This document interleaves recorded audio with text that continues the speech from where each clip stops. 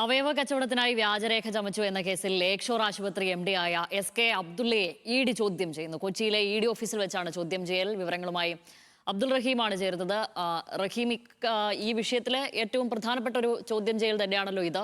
എന്താണ് വിശദാംശങ്ങൾ?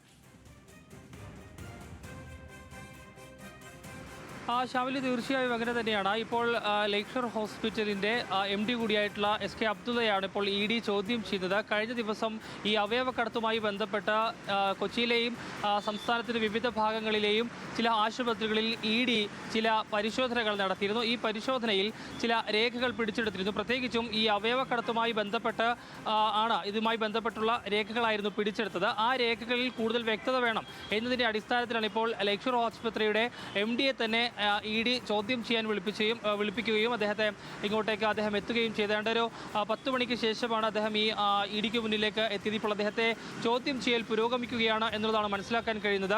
കാസർഗോഡ് സ്വദേശിയായിട്ടുള്ള നജീബാണ് ഈ കേസിലെ മുഖ്യ കണ്ണി. അയാളെ കണ്ടെത്താൻ കഴിഞ്ഞിട്ടില്ല എന്നുള്ളതായിരുന്നു. അതിനുശേഷം ഈ നജീബിനെ കേന്ദ്രീകരിച്ച് നടത്തിയ അന്വേഷണത്തിൽ നജീബിൻ്റെ അക്കൗണ്ടുകളിലേക്ക് ചില പണമിടപാടുകൾ നടത്തിയിരുന്നു. ഇതിൽ പോലീസ് കണ്ടെത്തിയ ചില കാര്യങ്ങളുണ്ടായിരുന്നു.